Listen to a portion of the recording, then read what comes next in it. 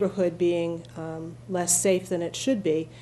I think, you know, for every trip to the parking lot, it kind of seems like there's 2 trips instead of 1. You go directly to the parking lot and you go to eat, rather than somebody bringing it there for you and then bringing it back again. It almost seems like there's more traffic because of the valet parking. So with all of the parking, I'm not convinced that the valet parking is needed, because there is so much extra parking now. We're not here to decide if valet parking is needed or not, though. We're here to decide if there are enough parking spots, and I do believe that there are. I would hope that, you know, certainly the valet parking, if it becomes necessary, I don't see that happening with this amount of parking spots, though. So I kind of go back to where Manny's talking about the trying to minimize any degradation of the neighborhood. The neighborhood has suffered a lot of degradation, and I don't think that we should be putting that at the feet of the Falcones. I see that the Falcones are trying to make it better in the neighborhood, actually, rather than worse. And I absolutely believe that those parking spots are going to alleviate a lot of the problems in the square. So here we are. We're a board of 3, and we're not convinced of anything together. But so is there something that we want to agree or not agree upon that we can send to the planning board? Should we take them one at a time? I think there are 2 matters before us that were adversely acted on by the zoning enforcement officer that's being appealed, right? One is on the question of adequacy of parking spots under section 7.5. The other is under section 4, changes to pre-existing non-conforming structure. It may be useful, helpful if we put the one at a time. I agree with that, and let me add a couple of things. And first of all, I want to thank you, Mr. Alves, for making me actually reminding me to mind my manners. Instead of immediately popping off, I should have begun my comments by thanking both the applicant for taking the risk and putting the capital up to go forward with this venture. Also thanking Mrs. Pt3 for a very well-presented case. I know that we peppered you with a lot of questions, me in particular, and I appreciate your expertise and your coolness under fire.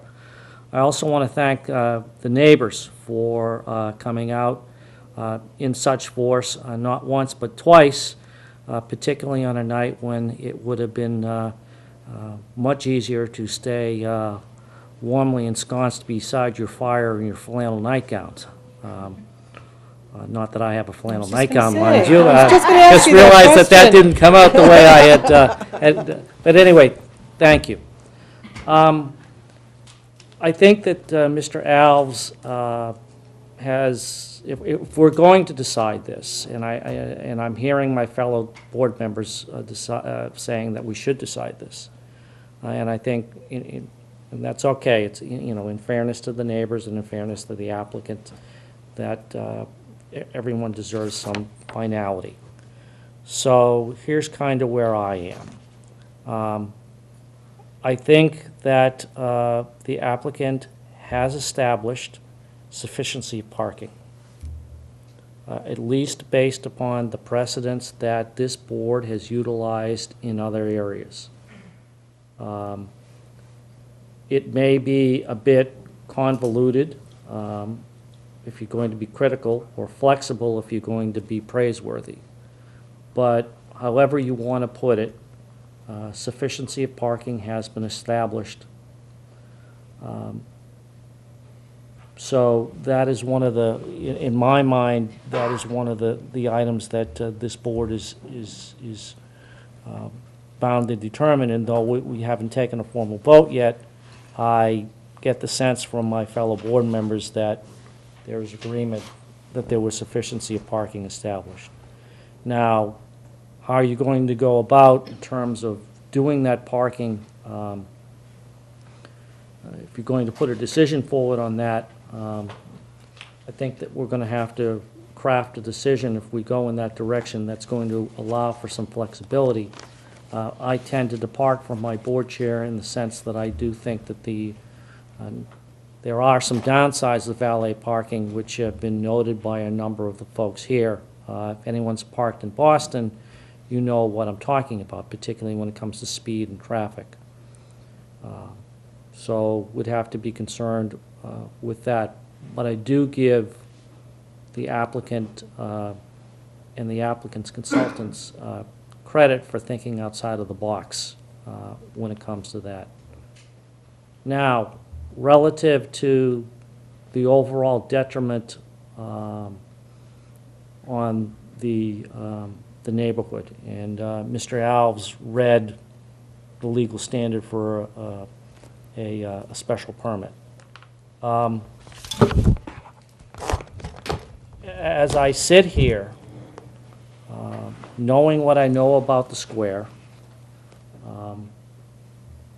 having lived in East Milton myself at one point in time, and hearing the testimony, one has to wonder what, if anything, could ever be built. What, if anything, could ever be changed? And I find myself wrestling with the dangers of allowing a building in the neighborhood, one that my wife and I went to many cheap dates on, continuing to not be utilized to its full potential. I actually kind of find this proposal kind of exciting. On the other hand, there is a very significant change, and the neighborhood, as Mr. Alves has pointed out, has grown used to and has become reliant upon a quiet, passive use of that structure. A restaurant is not a quiet, passive use. A restaurant is, however, a better use of the structure than it is now. So in my mind, I'm weighing the detrimental effect on the neighborhood relative to traffic and parking and all the other issues that have been articulated and articulated so forcefully and clearly here. It's not a hard, it's a hard decision. It's not an easy one.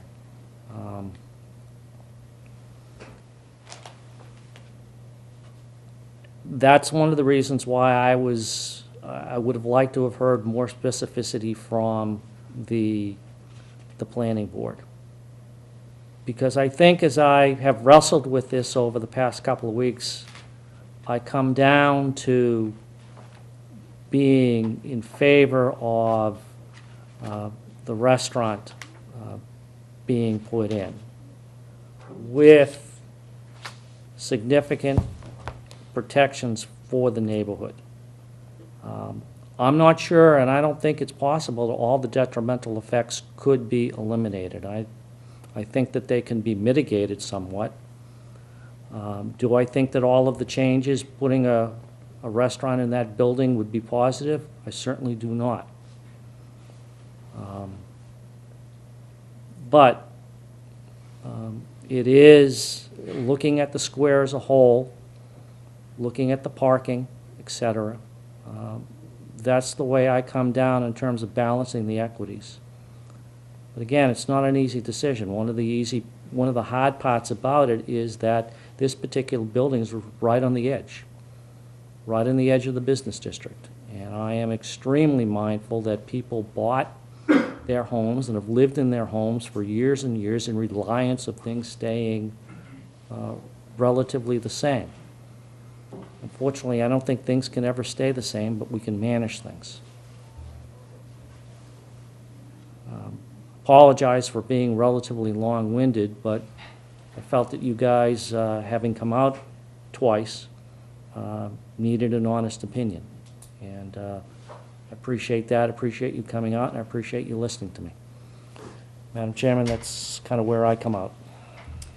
Okay, so you are, I'm not exactly sure where you are as far as the standard on the special permits. Well, I'd be in favor, I guess, cutting through, I'd be in favor of granting the special permit.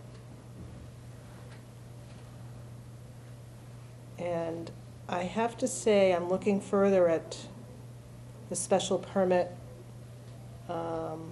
criteria, and that the desired relief may be granted without substantial detriment to the public good.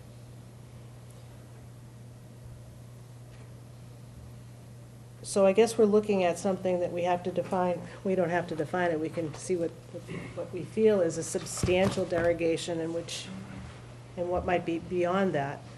I The think it's a neigh- judgment call. It is a judgment call, you're right. And I'm mindful of what certainly could go in. Certainly this place is not going to remain an empty building. And people that have bought in the neighborhood while the theater was dark and not used have kind of maybe lived in a I don't know how to categorize it other than saying, Quiet times. yeah, it's in quiet times, but it doesn't necessarily mean that that's a neighborhood in which quiet times was the way it was, when Frank and I were teenagers going to the dollar show. And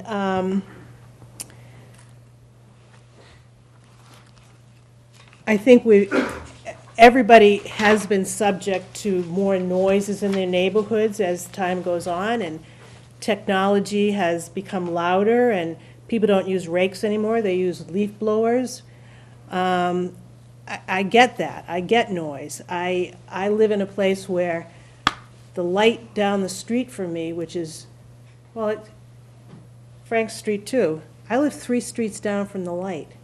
And the traffic goes back to my house almost every night during rush hour. I get that. I don't like that either. And I have to struggle to go the 3 blocks to the library, which is crazy. I'd walk it instead. I get that. But the world does have 7 billion people in it now, and it didn't back when the theater was open. And something is going to go in there, and what I think we have to try to do is figure out what is going to be something that's going to work for the neighborhood as well as work for the owners of the building. It's not fair for them to have a building that's empty and can have no use.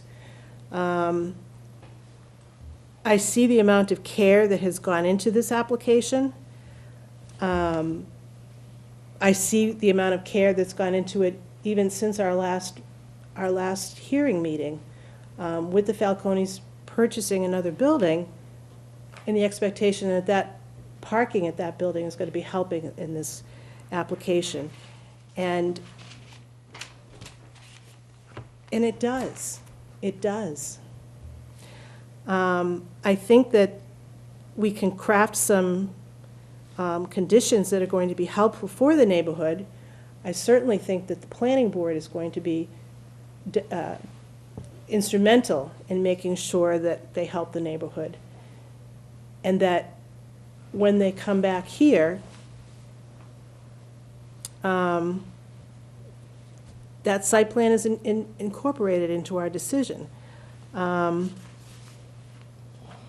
that's my thought right now, and I think I need to hear from Manny again. Well, I value my colleagues' views. And I agree that, I don't want to restate what's been said already. I'm less troubled by the sufficiency question, whether we have adequate number of parking spots here. I think, like I said earlier, we may be creating a problem down the line, but I think based on the representations of the applicant, we can put enough conditions indicating that commitment of parking lots 1 and 2, at the very least, will be sufficient for this applicant, leaving Abbey Park to the side, will have enough parking. I think there's wisdom in what Mr. O'Brien said, in that there is detriment to this neighborhood, it's my neighborhood, it's almost unavoidable. And the question then is, how does that, weighing that against the rights of the property owner in a commercial district, commercially zoned district, to develop his property, weighing that and determining basically where we come out. I mean, we're sort of being forced to play judges and do justice here, because I agree with the comments that have been made, and I don't want to repeat myself. I think this will exacerbate an already bad situation. There's just no way to sugarcoat it. But I also think, and I appreciate the energy that folks have shown by coming here, and I've heard some interesting suggestions from Mrs. McKettrick in terms of dealing with the town to address some of these issues, right? I think the idea of resident parking only is worth considering. I think stricter enforcement is required. But I guess I'm being persuaded by my colleagues that weighing the equities here, that no one's, this is one of those, sort of the definition of a compromise. Everybody's going to walk away kicking. No one's going to be happy. Because this is hard. I think the folks who have lived in that area for the last 30, 40 years have gotten accustomed. I mean, your point about reliance is a good one. Have relied on a certain expectation of what the quality of the neighborhood will be. But this is a commercially zoned district, and I think the owner of the commercial property has the right to develop it. If not this, it could be something else. I think the impact on the neighborhood almost cannot be avoided, but it should be mitigated. And I think that the applicant has, and I commend the applicant for doing this, has come up with solutions, different ways of addressing this. This is hard. I think the very fact that you're going to take 3 spots away to create a valet space, it's almost taking 3 steps back before you get to the starting line. It's not easy. There's no easy solutions here. But I think, I guess I'm being persuaded by my colleagues to think that on the whole, there is merit here. And a lot of and I want to say this though, back to the point about people showing up, I think this energy needs to be brought before the planning board, because they're going to need to talk about the nuts and bolts aspects of this. The lighting, the safety issues, off-street loading and unloading of vehicles, products, materials, smells, all that will need to be addressed by the planning board. And those are ways I think that this adverse impact can be mitigated. But I think, having listened to my colleagues, I've come to the conclusion that this can't be avoided. There's going to be an adverse impact here. I think it behooves everybody, myself included, it's my neighborhood, to participate in the planning board process to see what can be done to mitigate it. Having said all that, I think we should put this to a vote and bring this to a merciful conclusion. And the question is exactly what we're voting for, So because we have this planning board issue. So I'll make a suggestion. There are 2 matters, like I said, that were denied by Mr. Prondak, the enforcement officer, that is on appeal before us. We're a Board of Appeals.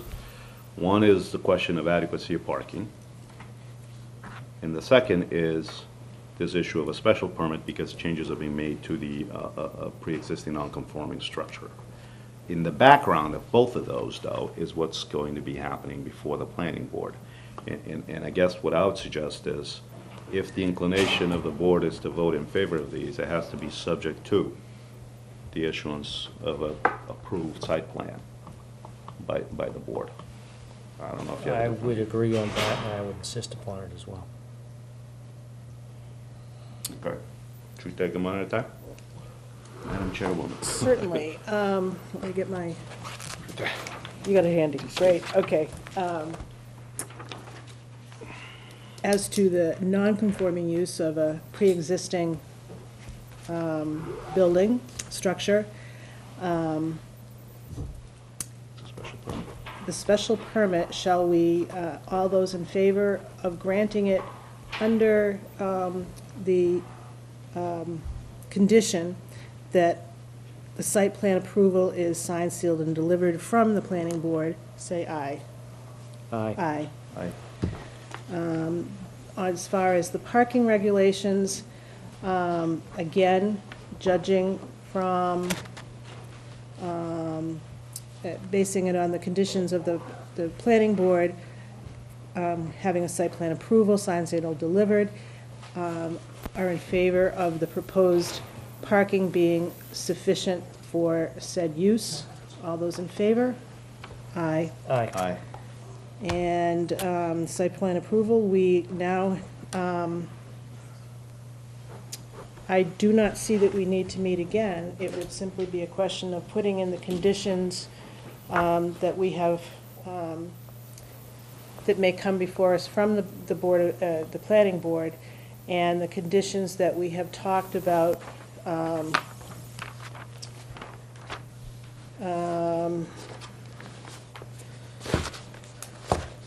Let's see. Conditions upon the parking being available as put out in the,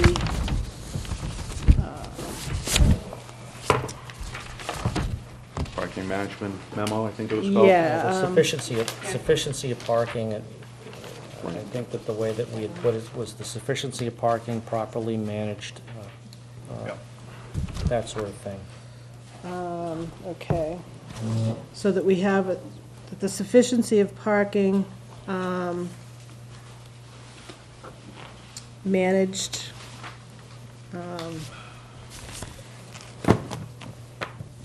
managed in a way that is responsive to the needs of the, Well, let me make a suggestion. Okay. First of all, I'll volunteer to be the draftsperson on Ooh. this particular decision, number one. Okay. And number two, it's approaching 10 o'clock, and I think what I'd like an opportunity to do is to review the notes. I think that the board has a reasonable idea of how we'd like to put some language concerning parking together that is reflective of the multiple lot strategy, as well as having it professionally managed and controlled, that sort of thing, and I can put some language together. And that is, just for clarity, Mrs. McKettrick, that is in fact the applicant's, if we were to tie this to this presentation on valet parking management, that's acceptable to the applicant, because that is a condition I would vote on. Not necessarily specifically as to flows of traffic and all that, but that the 4 lots will be committed to support this. That is the applicant's position. Are you not inclined to? I think the Citizens Bank lot is not under their purview. It's not under their control. I would have to say that that would be on the first 2 lots. Number 1 and number 2. Well, the applicant owns a lot 3 as well, That's right. right? That's right. And I thought the presentation was to do a joint arrangement, again, Well- although we don't have binding agreements. Yeah, so I think what we have to do is we can't put a condition on that is not under their control, so we can't touch Citizens. I'm not sure that we need to put number 3 in there.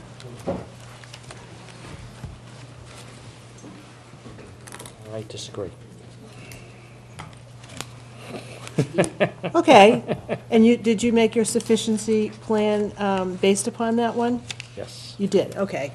In that case, let's include number 3 as well. I'm just looking at what the, I think it ought to be framed, while they're contemplating jointly sharing these 4 lots, that at the very least, the adequacy of the parking that we find is based on the availability of lots 1, 2, and 3. Okay, Parking needs to be adequate and sufficient. okay. Yeah. I mean, there's ways of drafting around it. And what I think I'd like to do is I'd like to put together a draft, submit it to the board. No, but we need to Okay. vote, we need to vote on what it is we're approving here, subject to the final execution of the Yes, document. So exactly. we agree that the use of lots 1, 2, 3 will be made for purposes, was assumed in our finding of parking, adequacy of parking. That's what I understood. Let's put that forth again. How many are in favor of, with lots 1, 2, and 3 involved, how many are in favor of counting the sufficiency of parking in 1, 2, and 3? Say aye. Aye. Aye.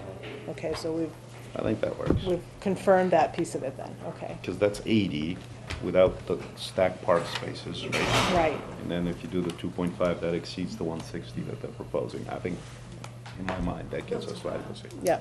I know we're not discussing, I just have sort of a technical question. I want to make sure that if you take such a vote, that you're not precluding the joint management of that lot. No, With no. another That's, restaurant. I think it'll be in the alternative. I mean, that is what you're proposing to do. We can't require you to contract with Abbey Parking to do the joint management, but as to the lots you Proposal own for and lot control. 3 was because of this concept of joint management. Exactly, yeah, Realize no. it's difficult, we didn't give you the wording for the. No, Right, no, We're we're- gonna have to wrestle with But the putting it into. difficulty with Yeah. that, though, is if we don't count lot 3, lots 1 and 2 won't be sufficient.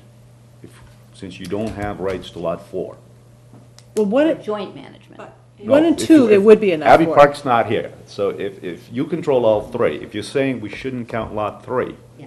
the parking spaces in lots 1 and 2 alone, forget lot 4 for a second, would not be sufficient to support the 160 seats. So that's why I'm thinking, It actually, we have would- 1 and 2, 2.5 1 and 2 would be. spaces for- well, 1 and 2 would be. And I'm sorry, I know this isn't No, really wouldn't. appropriate. Shouldn't even be talking. 1 and 2, no, what- yeah, would. well, I have questions about the 8 stack spaces on Well, let's on take the Church stack Street. spaces out. That makes Okay, we it got 64. We got 64 for For 160 160. seat. We either 4 to go 1. with the 2.5 or 4 we're not. No, we gotta take a standard and stick to it. If we're gonna go with the 2.5, it doesn't work. I don't think we're going with the 2.5 though, That are was we? the applicant's position, though. A position, but we're saying actually, we're actually adding in 3 though. We're adding in 3, which is another 16. Well, that's my point. 3 is in or out. If 3 is out, then the numbers, I think, become less I than thought we adequate. just voted the 3 was in. Okay, we're in. Okay? Let's close the hearing. Really confused. Good luck, Frank. Thank you. But I think that's, some combinations of 1, 2, and 3 will be dedicated to support this. I think with those, with that understanding, I think I'm comfortable voting yes on the adequacy. Okay. And we have voted that, yes? I just want to make sure that we have in Yes. fact voted I on believe what I believe we we all did. think we voted for. I'm clear. Okay. This, of course, will not be executed until after the planning board has delivered the site plan approval. I don't know if you have an idea of when that's going to be, They're meeting on the 22nd, aren't they? and will they, in fact, be able to, do they expect to be able to get that out then or not? No They do. promises have been made. However, the planning board gave us specific assignments for additional information that they wanted, and we are going to be providing them with that information. Usually, under those circumstances, the planning board will then, proceed to deliberation and vote.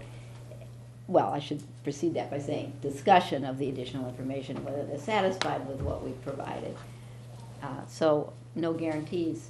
Nobody has said to us, we're absolutely sure we're going to finish on the 22nd. Well, one thing I'm just mindful of is that, this turns into a pumpkin at some point, and I just want to make sure that that doesn't happen. But we're doing our So- very best to provide everything that's been asked of us, and we will be asking for a decision on the 22nd. That's all I can tell you. Right? Oh, we have the extension, okay, very good. Well, with that, I think Bill? unless there's anything I'm forgetting, I think we can adjourn the meeting. Thank you. And thank you. very much. Open-ended?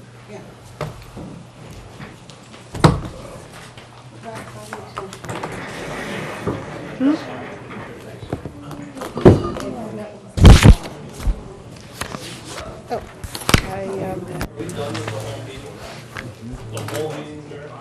Yeah, that was the only hearings we had.